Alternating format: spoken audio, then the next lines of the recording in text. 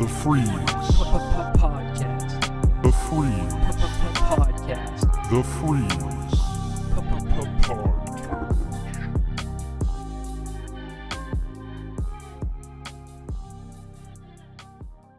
Welcome to the Freeze Podcast, the podcast about hip hop chatter. It's been a minute, and the end of the year, I always like to do a few episodes, talk about basically, what's sort of been happening in the cultural zeitgeist. And I felt like an episode was kind of warranted because a lot of things have happened this year. Want to talk about just general things, not necessarily where the podcast is headed, because I don't know if there's going to be increased episodes. I don't want to promise anything, so things will sort of happen sporadically.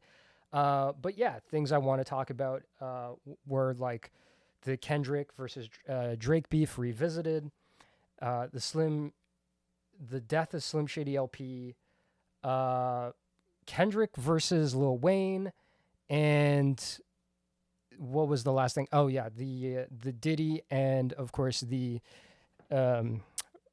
recent Brock Nation allegations. So without further ado, let's get into it. So yeah, I guess the first thing we'll talk about is basically the Kendrick versus Drake beef. Just want to make sure recording. So yeah, so the Kendrick versus Drake beef revisited. So for those who haven't been following, there's been an update recently where Drake is suing essentially his own distributor, as well as Kendrick's distributor, which is Universal Music Group. Basically, he believes that that Universal basically played both sides. They pumped up the numbers for Kendrick's Not Like Us single, and he's suing Kendrick for defamation, which is unheard of in hip hop for a rap diss. I mean, going into a battle, it's widely known that you're going to be throwing sort of crazy bars against each other. I mean, we haven't seen things get this ugly since Drake's last beef with Pusha T. But yeah, it's very interesting because, a lot of the things he said were also defamatory towards Kendrick, like arguably, right? So it's kind of interesting that that's kind of the position. I've heard that some people suggest that this was people behind the scenes trying to get the single, what was it, to make sure it wasn't like played in like the Super Bowl or like things of that nature, basically to kind of limit its run. And basically Drake is sort of just trying to put duct tape on a leaky boat at this point. However, the wider hip hop community, I would say, has pretty much all but given up on Drake at this point. I mean, once you do something like that and put a lawsuit against another rapper, you're no longer a rapper, right? So it is kind of interesting how this is playing out. What will this mean for the future of rap beefs? I mean, rap beefs were always, a part of the wider hip hop culture. Like a pop star now, like through and through. He effectively, by this move, is no longer hip hop. Like the wider culture, whatever little respect you had goes out the window once you do something like this. I mean, like I said, it's unprecedented. It's unheard of. So there is that. What do I want to say beyond that? There were the other thing too is it was his label, right? They are label mates. So the idea that Drake is suing Kendrick or Kendrick's team, well, he also benefited from their machinations, is kind of incredulous. Like it's kind of hard to believe, right? So Kendrick released a surprise album this year called GNX. No one was no one was expecting this. It was a surprise release. There was no marketing. This is like I would say these like guerrilla drop releases like that really started with like Beyonce like and her Lemonade album. And GNX has gotten pretty much rave reviews. It is effectively Kendrick's thoughts on sort of the post Drake beef and where his mind is at. It's not as dense of a record as, say, To Pimp a Butterfly or even Mr. Morale and the Big Steppers. Instead, GNX really takes his embracing his West Coast roots and kind of plays more into that. So several times on the record, he is bringing on lesser known West Coast artists, which is nice for him to, give the shine. And the other thing is it's also part and parcel for him to tell his story of, what it meant to be a young rapper in the West Coast, to be signed by Duckworth. He effectively shines the story of when he was part of Black Hippie, and basically explains how he felt and sort of how he felt that he was holding the rest of Black Hippie back, and he studied Ab Soul's pen game to like elevate his own. And it's an interesting tale, and one that you don't really hear too much from rappers. Ironically, the last sort of raconteur kind of rapper that told themselves or told their own mythology like this was sort of Jay-Z, where he talks about certain things, certain maneuvers, and sort of like that. So he's going through his backstory, and Kendrick, there is a significance to the GNX, which is like an old modeled Buick that was remodeled and refashioned. That basically, I think it was like his car that he's like upgraded, and it's an interesting metaphor for building on to, I guess, like existing components, I guess, is sort of the larger metaphor that we'll go with. And so overall, I would say the album has come out to rave reviews. The thing with a Kendrick release is, I hate to say it, but Kendrick, so a friend of mine stated that Kendrick is Taylor Swift for men, and that is kind of effectively come true, right? Where there is sort of this greater mythology, and people read into a lot of what he says, a lot of it justifiably so, but also there is this kind of like idea for, I guess, that he has not even a fan base, but a group of stans that will go hard in the paint, defending their favorite artist. This is also seen in things recently where Kendrick addressed the comedian Andrew Schultz and his, I guess, a joke that was seen as in poor taste, where Andrew Schultz made fun of, I guess, black women. I'm not sure what the exact joke in question is, but Kendrick essentially wrote a bar in GNX where he sort of felt that it was a put down, and kind of felt that, people who are on Andrew Schultz's team should have kind of stood up for black women in the wake of making that comment, where Andrew Schultz came out recently kind of super defensive, maybe not super defensive, but at least a bit defensive, saying, one, you are a bit of a hypocrite. You're working with, Trey Parker and Matt Stone, the creator of South Park, who have done satire that goes far beyond what Andrew Schultz has said.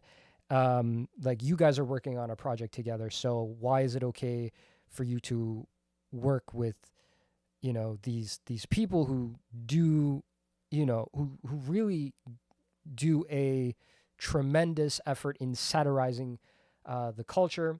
A lot of people say, like, listen, South Park is widespread in its targets, where Schultz is sort of arguing likewise that his brand of comedy is a off-brand comedy, sort of satirizing, or is dark satire as well. And one of the moments that personally disturbed him was that he was on Twitter, or X as it's now known, and where he basically talks about people posting photos of his newborn child, and more or less giving cryptic threats to him and his family, which of course is completely out of pocket.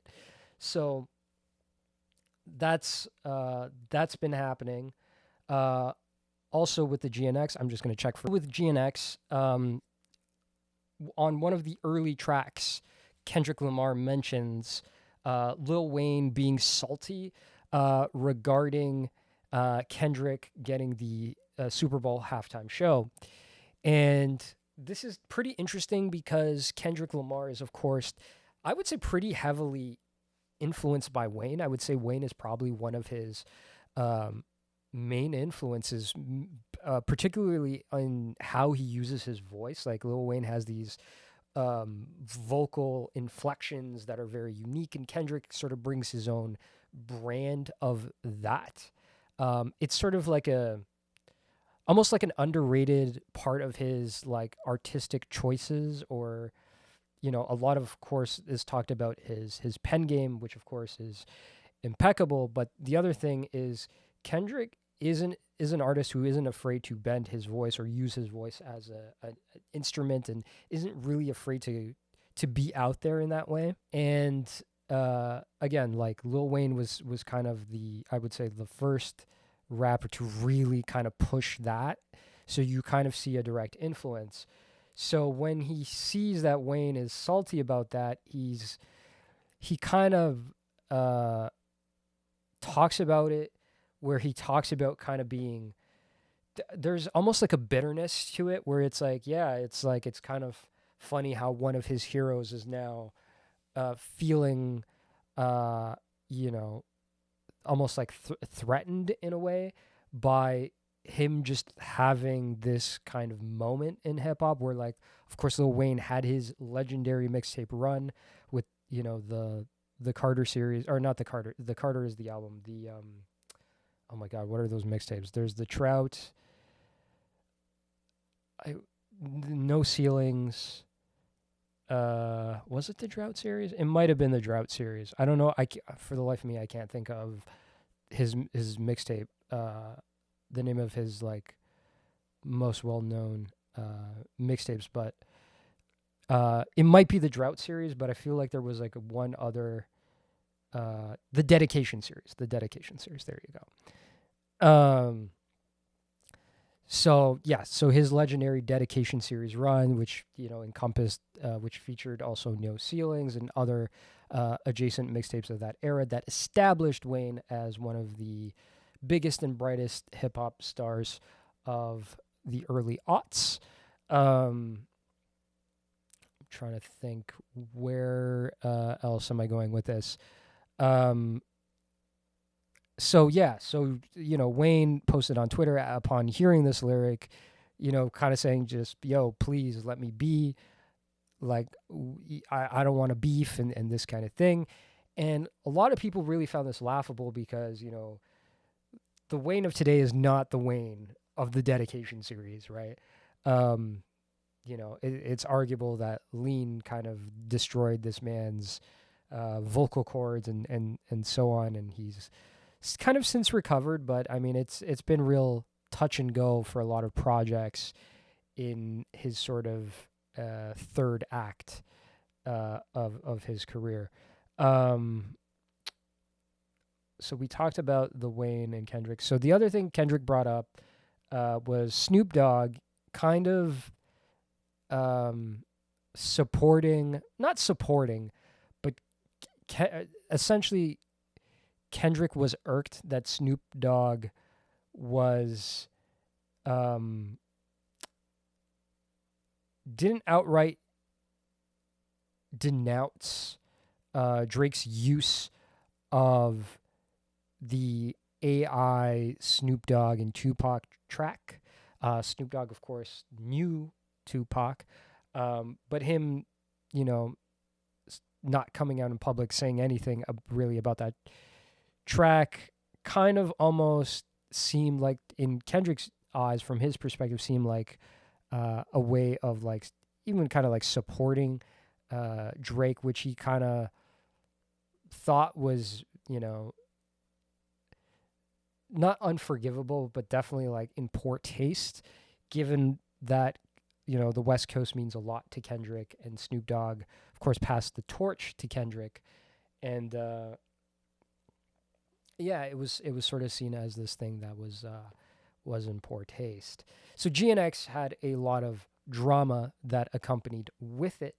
That said, I'm going to give my quick thoughts on it. So in terms of an album, I would say it does feel more like a mixtape than an album. But if you know Kendrick Lamar, then you know his mixtapes are usually better than most artists' output. That being said, I do still present this album to me still feels like a mixtape. While GNX is good, it is part of his lesser projects, in my opinion. Because I feel with a lot of Kendrick's projects, he does try to at least encompass a message where, like I said, there is sort of a metaphor to GNX, but it's a lot more accessible. And I guess this is me sort of being a little pretentious, but I found it maybe a little too in the hyphy pocket, let's do West Coast beats kind of thing. Which, like, you know, there's a time and a place. I understand him sort of striking while the iron is hot in terms of, you know, not like us being considered a banger. And he, you know, he screams out Mustard in one of the songs. You know, DJ Mustard famously produced Not Like Us. And again, he's kind of playing up on that sentiment. But that doesn't mean that there weren't tracks that I felt that didn't have a message on GNX. I felt, you know, Gloria was great. I thought even Whacked Out Murals was great. What was the other one? Oh, Reincarnated, where he tells this like allegory of fallen musicians and, you know, what it means to be a musician today from, you know, from his eyes, and ties it into like biblical metaphors. And it's he on a West Coast beat, excuse me, and he is flowing like Tupac and basically channeling the spirit of Machiavelli into the track. It's an interesting track. I've heard a lot of people say that it's perhaps a little too much. I believe Alfonso Pierre of Pitchfork called it unlistenable. And I mean, I get it, right? Like, it's a little overwrought for some people, which, you know, makes sense. But in terms of what he's trying to do, I do think he is doing it effectively. And then the other one that other people don't like, but I personally liked, where is he kind of pays homage to Nas on this album as well, with Man at the Garden, which has a beat that almost seems like an interpolation of Nas's One Mic. And that was really interesting.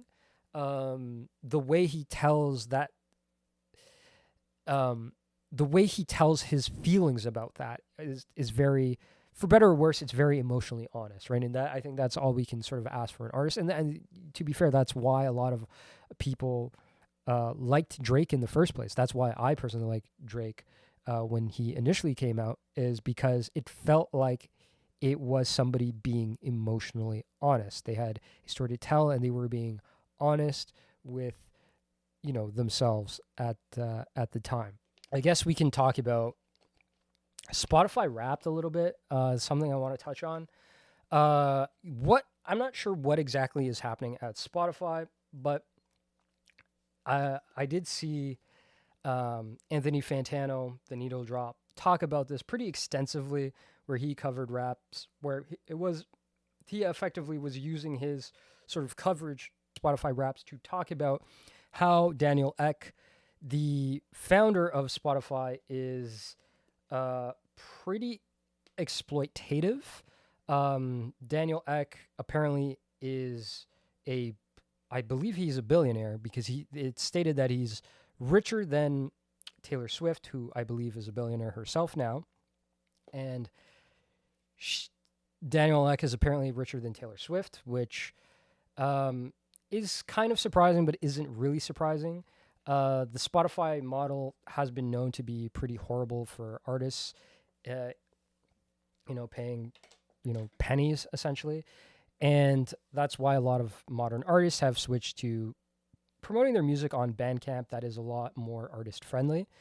And yeah, so Fantano used that whole Spotify rap thing to basically go in on Daniel Ek, who is seen as this kind of parasitic force within the music industry these days. Yeah, I mean, I think that's kind of fair to say. A lot of artists are unhappy. The other thing is, Spotify did a huge layoff that was very common within the tech industry within the last 2 years, I would say. So Spotify, I believe Apple did layoffs as well. Shopify, the Canadian e-commerce website, did layoffs, and there are definitely a few others. But Daniel Ek then said, perhaps we shouldn't have laid off all those people all at once. Oopsie. And yeah, it kind of goes to show. Now, of course, there within speaking of the cultural zeitgeist, there is this sentiment where essentially billionaires are kind of effectively bad people in terms of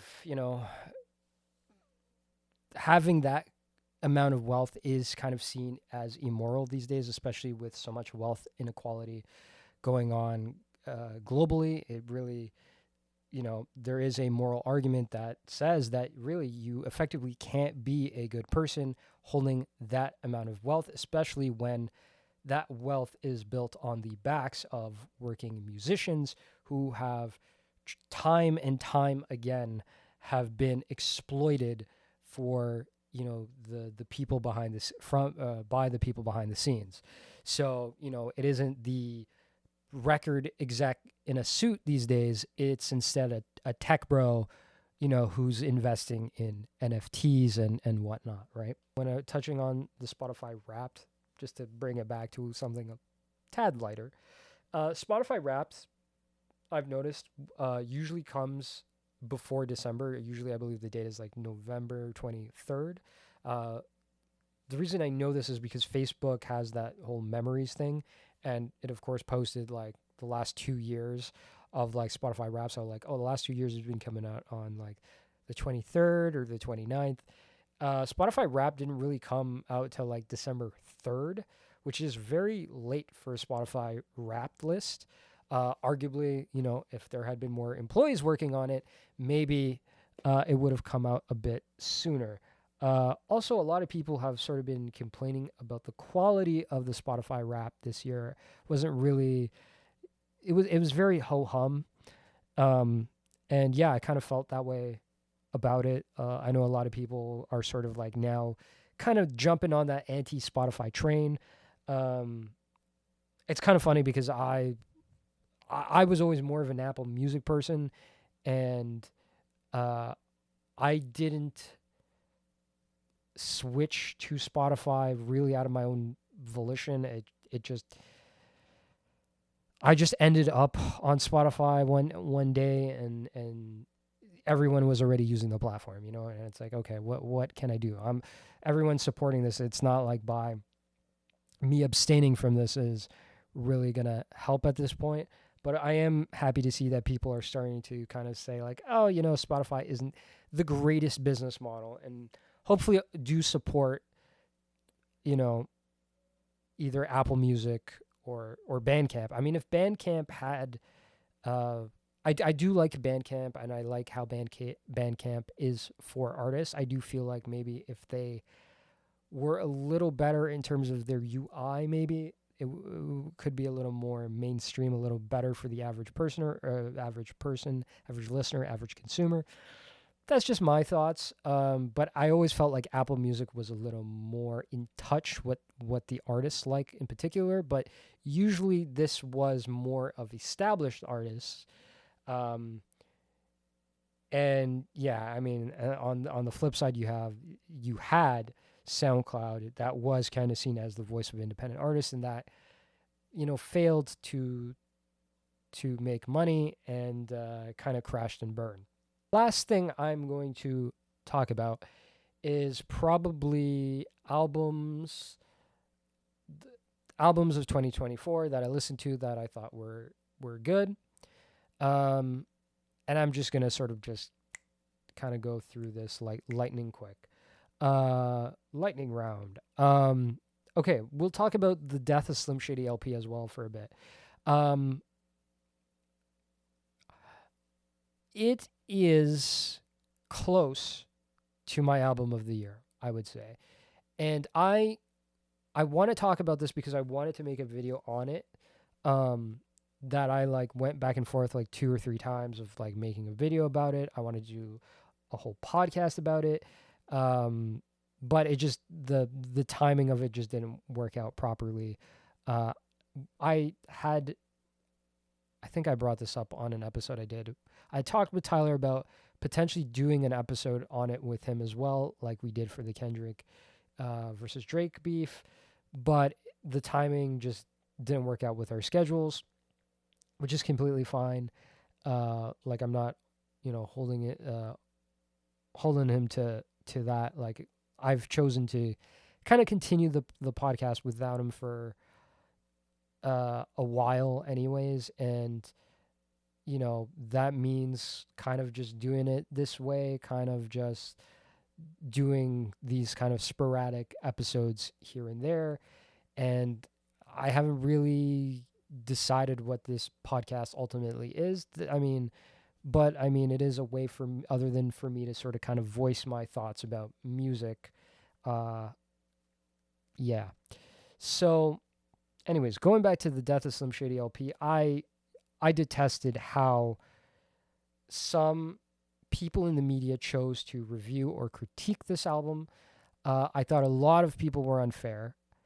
A lot of people did the thing where, they kind of criticized an artist who was trying to play by their rules and trying to, try to be a better person and channel. They were trying to do so in my opinion, Eminem was trying to do 2 things at once with that album, right? He was trying to satisfy critics and saying, look, I've matured. I am no longer the boy that was the Slim Shady character on that first album. He did and said many things that I look back in hindsight and I say kind of crossed the line of good taste.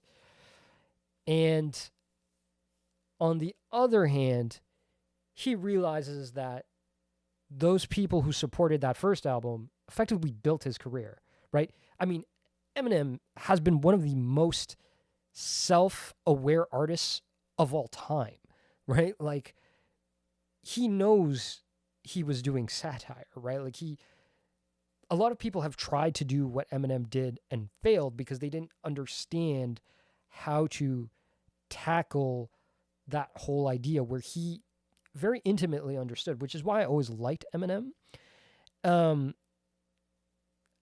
However, and to that point, he has a song that's even called, this is, I think like a decades-year song now, but We Made You, that talks about, these celebrities essentially being built off of fan culture, right? So he's trying to reconcile these 2 opposing forces, the critics and the fans, right? And he's trying to satisfy both of them and trying to find this middle ground where he basically unearths this concept of bringing back the Slim Shady character for him to effectively kill off this character and say, look, this is a part of me and will always be a part of me, but it is not but it does not define who I am. And I thought this, overall, this was handled extraordinarily well. This isn't a concept that could have failed. And I think a lot of critics went into that album with bad faith. They went into that album with a lot of preconceived notions of what the album should and should not be. And yeah, it sort of irked me where I even sort of got into a little mini Twitter argument with a writer about it who was reviewing the piece. And I kind of felt was not, it was sort of like Open Mike Eagle did this review or did this analysis of Alfonso Pierre's review of Kendrick's GNX, where Alfonso has what Open Mike Eagle says is hater energy. And this is how I kind of felt about the criticisms kind of lobbied at the Slim Shady LP album, where it's like, yeah, some of those criticisms were justified definitely throughout his career. But I mean, we are now talking about somebody who's trying to like reconcile this sort of identity and sort of trying to kind of step away from it and kind of not even entering, but kind of trying to make sense of who they are and how to move forward. And again, I didn't appreciate how some people talked about this album. I will say I'll give props to where props are due. I did think Anthony Fantano, again, The Needle Drop, was one of the most fair critiquers of this album. Well, he didn't, outright praise the album and whatnot. He gave justifiable critiques. And again, a lot of the criticisms I agreed with, right? And that's not to say like, oh, you have to agree with my criticisms or what I think is not justifiable. It's just that I saw that this member of independent media having a more nuanced approach to tackling music, reviewing, music analysis, music critique than, a publication like Pitchfork, which is full of its own problems, right? I did recently maybe not recent anymore, but I did a whole video basically breaking down where I think music criticism has sort of faltered over the years, and Pitchfork sort of being emblematic of that. Check it out. Not to toot my own horn, but I think it's a really good video. Probably one of the best YouTube, straightforward like YouTube videos I made, like specifically for YouTube. And yeah, I mean, I sort of talk about that. It is kind of probably, as I'm posting this on my YouTube channel, that is probably the direction I'm going to go in the future, is do more kind of videos of that nature. So one of the things, we're going through best albums of the year. So Death of Slim Shady LP, or the Death of Slim Shady is on that list for me. GNX is on that list for me. The Lupe album, I'm going to be perfectly honest. While I liked this album and everybody kind of praised this album, it didn't stick with me as much as it needed to. The Common Pete Rock album I thought was very good. I thought it was very good. However, I did think we sort of gave Common a bit more grace with his punchlines that kind of felt like Eminem recovery era punchlines to me personally. That, you could say I'm hating, but it is what it is. But I would still put that Pete Rock project on there. Oh, Blue Lips. You know what? Blue Lips would be on there for me as well. There are 3 albums that probably stand out. So it would probably be Blue Lips, Death of Slim Shady LP, and GNX. The Common album was good. The Lupe album was good. I'm trying to think what else came out this year. I haven't checked out Mark Hami. I believe he came out with an album this year. I need to check that out. Who else came out with a project recently?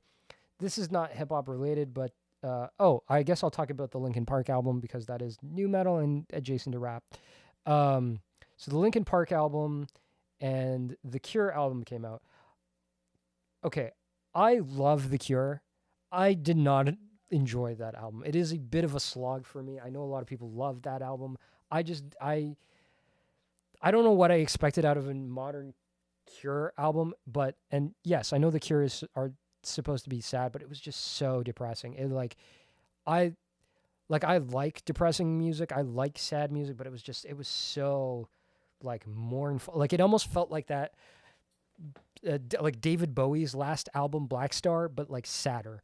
And it was just too much for me. There wasn't enough like singing on it. It was a lot of like instrumentation.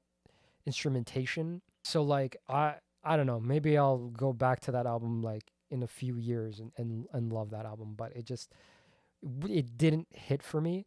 The Linkin Park album, I really enjoyed. The Linkin Park album. I thought the new singer, what's her name? I forget her name, which is terrible. I really should know her name. New lead singer of Linkin Park. My God, I feel terrible about this. I know she's into why do I know that she's into Scientology, but I don't know her name? This is terrible. Emily Strong. Emily Strong of the Dead Sarahs, I believe is her album, or her former group. No, Emily Armstrong is not Chester Bennington.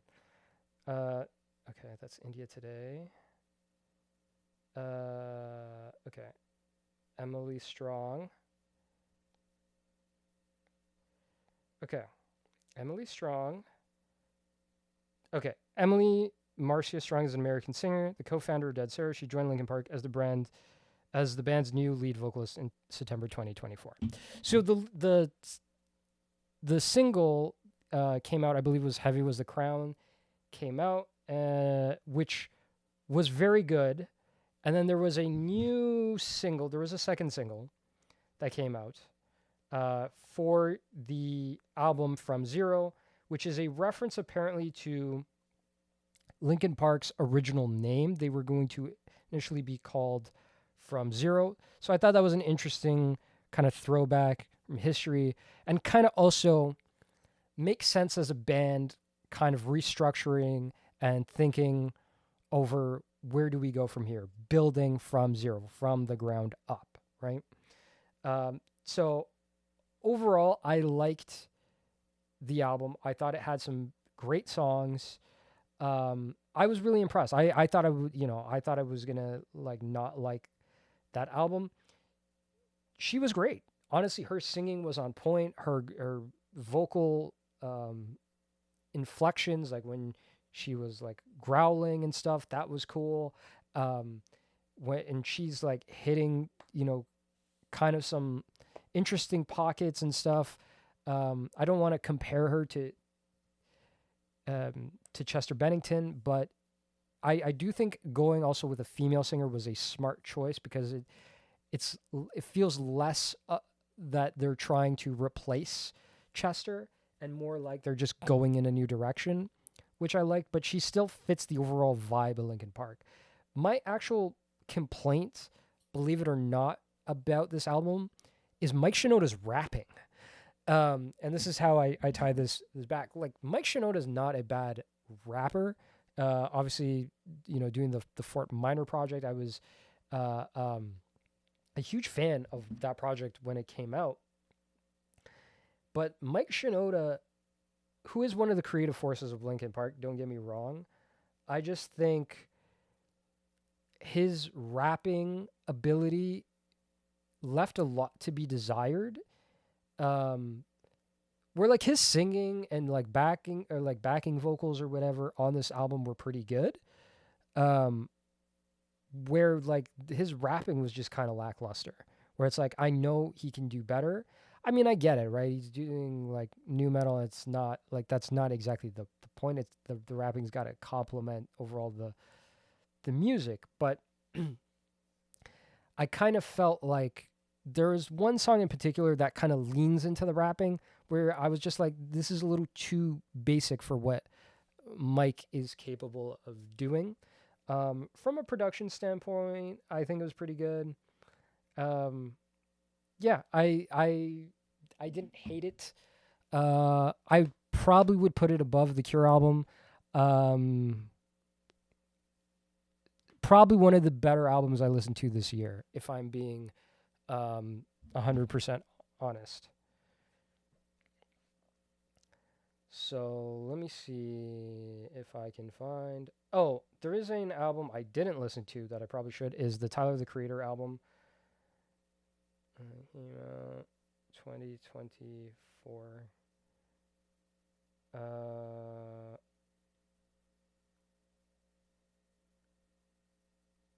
Okay, released albums. Let's see. The Game came out with an album. I'm surprised. RXK Nephew. Okay, I have to check that out. 21 Savage came out.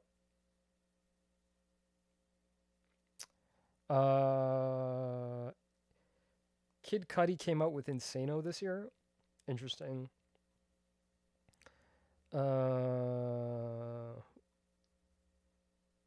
Okay, there's a lot of music I didn't check out this year. There's a lot of music that came out in January. Yeah.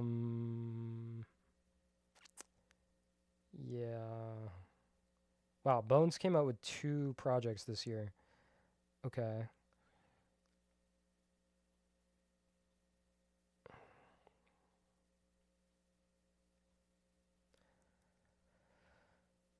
Tierra Whack came out with a project. I'm surprised Tierra Whack came out with a project. Oh, Nicholas RXK Nephew came out with another project. Okay. Zero came out with a project. Okay, there's a lot of. Oh yes, J Cole came out with a project. The Might Delete Later came out. That actually might also be on my top list, to be honest. Might Delete Later. I think he scrapped the entire project off Spotify. I might be. That actually might be. It might actually be. I did enjoy that better than GNX. If I'm being perfectly honest, I liked Might Delete Later better than GNX. Asheroth and Heather Gray. Okay.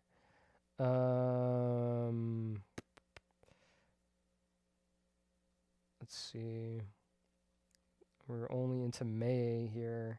Slum Village came out with an album. Ghostface Killer. Okay, I think I did hear that album. It was okay. It was underwhelming. Childish Gambino album was kind of underwhelming.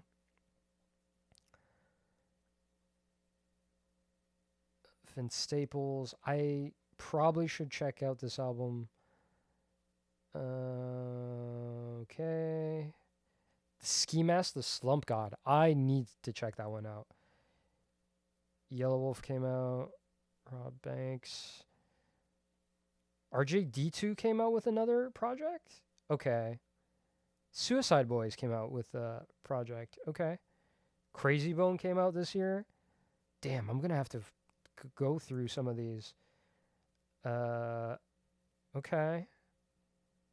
Damn, there's a lot more rap that came out this year than I thought. Yeah, Lupe Fiasco Samurai. I see. I didn't even remember the name of the project.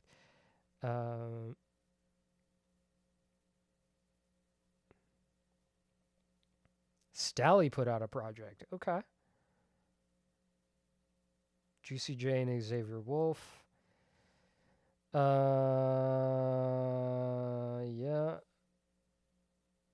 Denzel Curry came out with a project. Need to check that out.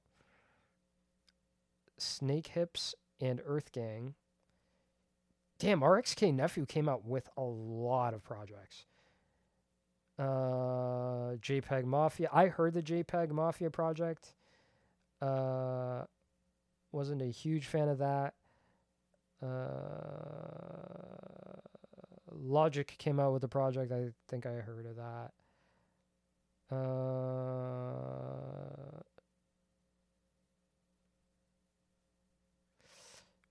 There's just nothing that really,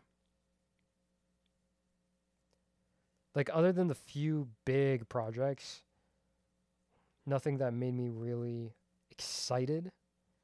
I'm surprised because there were a lot of people that dropped. There was the Blue.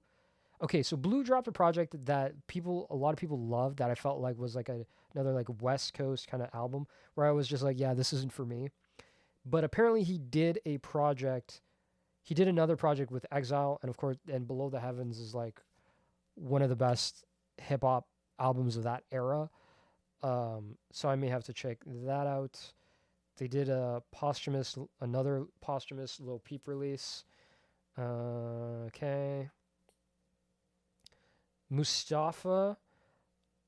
Yeah, I think Mustafa's album did well from what I remember.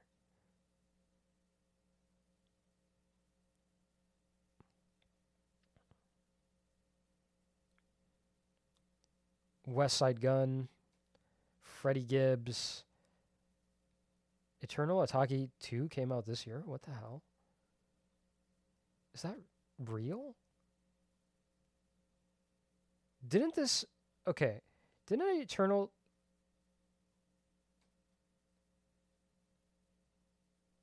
Didn't this album take forever to get released?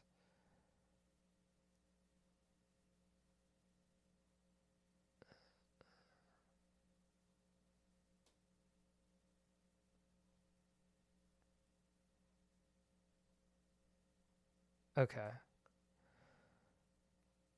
Yeah, I'm not sure. But... Oh, the Ab-Soul album. The Ab-Soul album came out, Soul Burger. I tried to like that album. Man, that was a rough listen. Sorry, Ab-Soul. Yeah. I did not like that. I tried to get through that album. I couldn't get through it.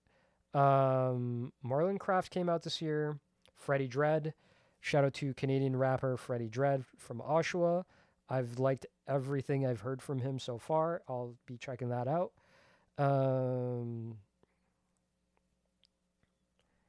Yeah. December. Okay. Came out. Let's see if there's any upcoming. They're doing a posthumous DMX album. Oh man. Snoop Dogg. Yeah, that's rough. Yeah, there were a lot of releases, but other than the big ones, I knew LL Cool J came out with a project. He's been doing like promotions and stuff about that, so I may check that out. But yeah, it's pretty much Blue Lips for me. I haven't gone back to that album too much. Like I said, not as good as, oh my God, Blank Face, but it is up there. And it's kind of Blue Lips and GNX are kind of tied for me, where Death of Slim Shady is probably second. Or sorry, actually it might be Might Delete Later, followed by followed by GNX, Blue Lips, and then Death of Slim Shady LP, and then honorable mention to that last project that I can't think of the name right now. So those are pretty much my albums of the year. That concludes today's episode. This has been The Freeze, the podcast about hip hop chatter, and I hope you and your loved ones have a great and happy holiday and enjoy the new year. This will be probably the last episode of 2024. And with that, I am out.